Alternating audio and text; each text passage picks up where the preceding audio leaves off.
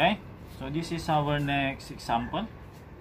What is the transient expression of I for t greater than 0 if the circuit is in steady state prior to the opening of the switch? Meaning, before the switch is open, the circuit is still under steady state, making your inductor a short circuit and your capacitor an open circuit.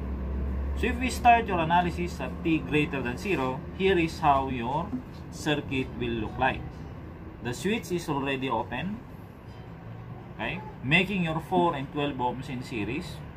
And we have here your 2 Henry inductor and 1.25 millihenry inductor. So if we will approach the problem by Kirchhoff's, starting with a KCL at point X.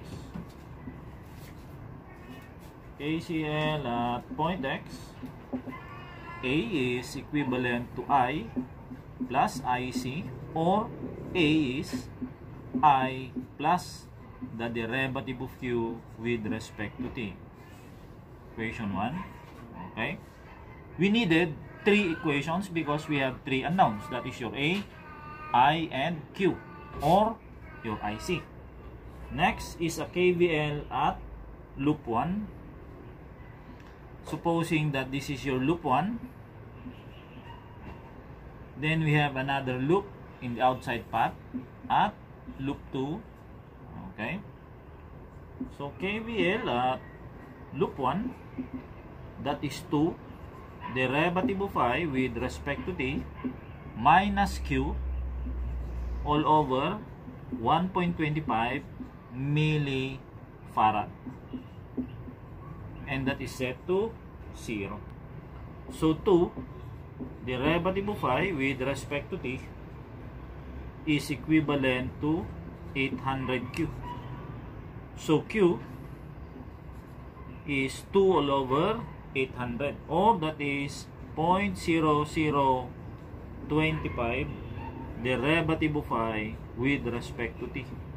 So this is equation 2. One more, and that is obtained at loop 2.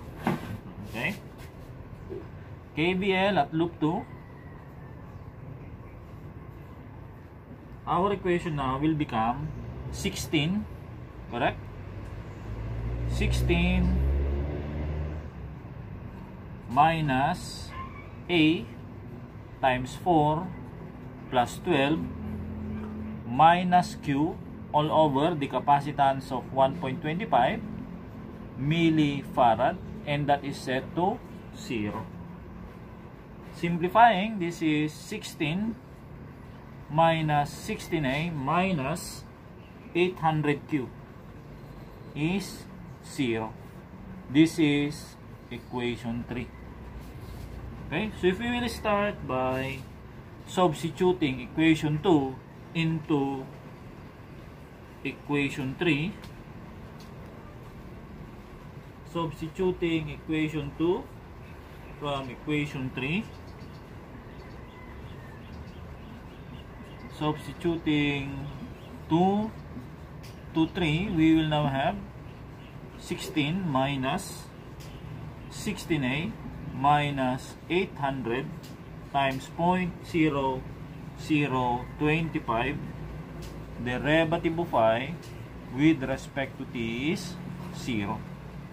Your equation now will become 16 minus 16A minus 2 derivative of I with respect to T is 0. That is equation 4. We already have utilized equation 2 and equation 3. Okay. And again, if you will try to take a look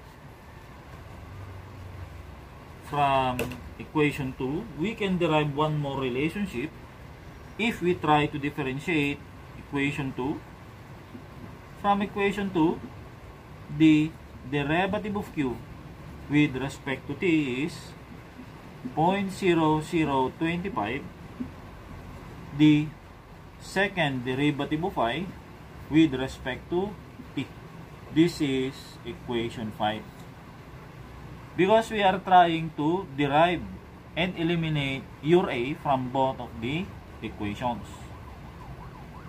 So if we try to substitute now, equation 1 into equation 4, okay, equation 1 to equation 4, substituting equation 1 to equation 4, we will now have 16 minus 16a, or 16 minus I plus derivative of q with respect to t minus 2 derivative of I with respect to t is 0. So if we try to simplify, this is 16 minus 16i minus 16 derivative of q with respect to t minus 2 derivative of I with respect to t is 0. And the next step is obvious. Correct? From equation 5, you can substitute it into equation 6 to obtain 16 minus 16i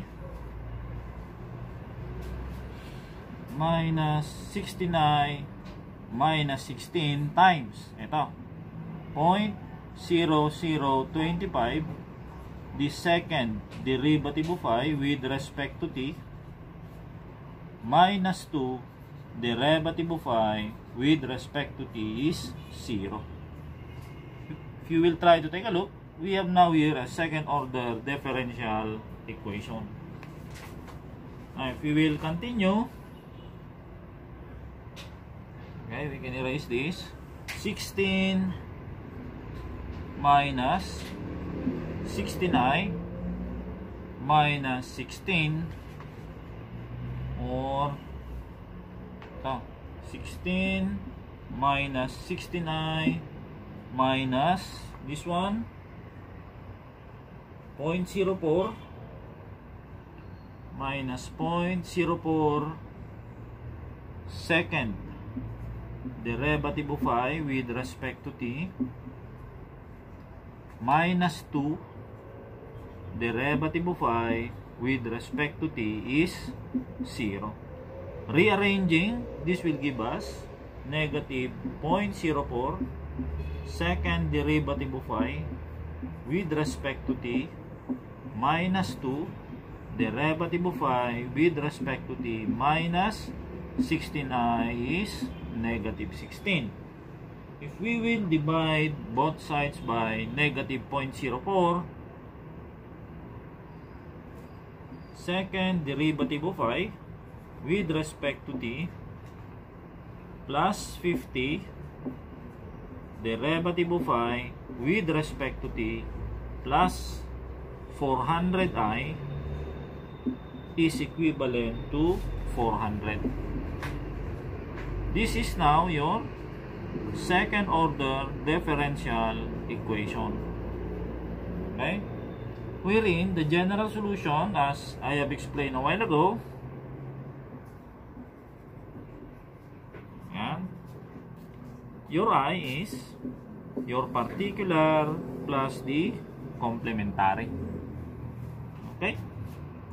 So if we start with your particular solution for IP,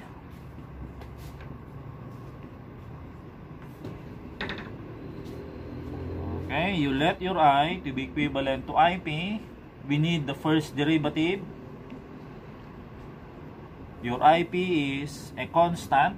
Now, for those of you who are asking, how do I know that the right side of IP is a constant? Okay, you take a look in the right side of your second order differential equation. This is a constant. Okay, so in general, your particular solution equation is comprising of a constant. IP is a constant. The first derivative is 0, as well as the second derivative is also 0.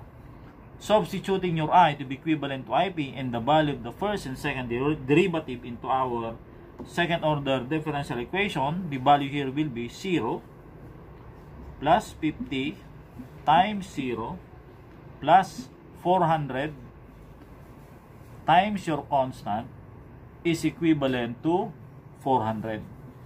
So the value of K is 1. Okay? So therefore, your IP is 1. So our equation now, your general solution now is for IC rather, for IC, this is again obtained by letting your I to be equivalent to IC. Okay? So this will be second derivative of IC with respect to T plus 50 first derivative of IC with respect to T plus 400 IC is 0. And we try to derive the equivalent characteristic or the so-called auxiliary equation. The auxiliary equation for this is m squared plus 50 plus 50m plus 400 is 0. Now, the roots of your auxiliary equation will tell you what type of solution this problem has. Whether this will fall under case 1, case 2, or case 3. So if you try to factor,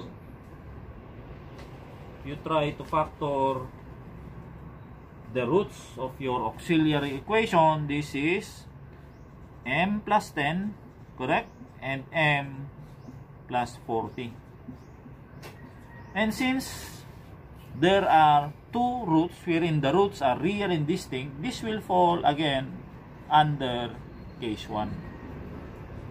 Since under case 1, the complementary solution now will be C1 e raised to m1 times t, wherein m1 is the root of your auxiliary equation, that is negative 10t, plus C2 e raised to negative 40 times t amperes.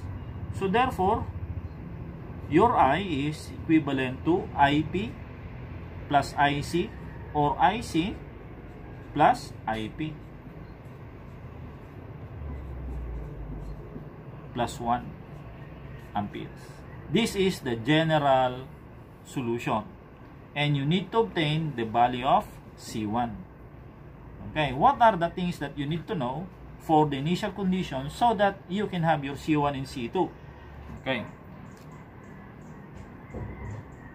for time t is equal to 0, negative.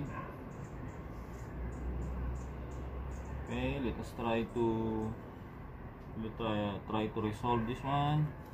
Before the switch is closed, open, your inductor is an open circuit. We have here your capacitor.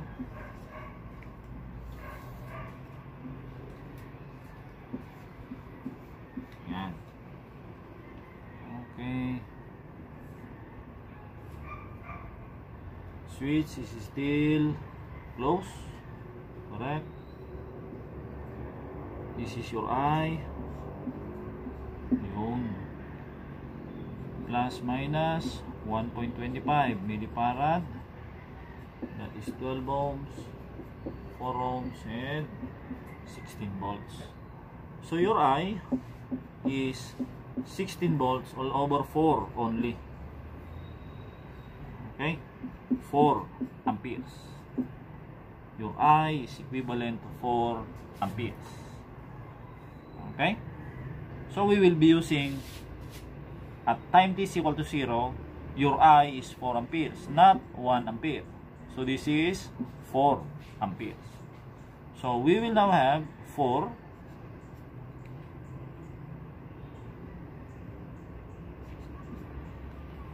So this one is 3. Okay. Substituting, we will now have C1, that is 4C2 plus C2 is equivalent to 3. Okay, so 5C2 is equivalent to 3. So this will be equal now to C2 is 3/5. And the value of C1 is 12 over 5. 4 times 3/5. C1 is 12 all over 5. Okay? So therefore, your I is equivalent to C1, that is 12 all over 5, e raised to negative 10t, plus C2, 3/5, e raised to negative 40t plus 1 amperes. This is the transient expression of I. Okay? You can always check the validity of this result by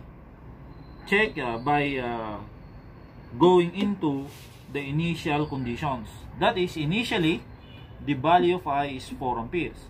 So at time t is equal to 0, 12/5 plus 3/5 is 15 over 5. 15 over 5 is 3 plus 1. You will be getting a value of 4 amperes, just the same. Okay? As you can see in RLC, you will now be using all the things that you learned in our steady state analysis. Most specifically, the basic analysis using Kirchhoff's, your algebra, your differential equations. Okay?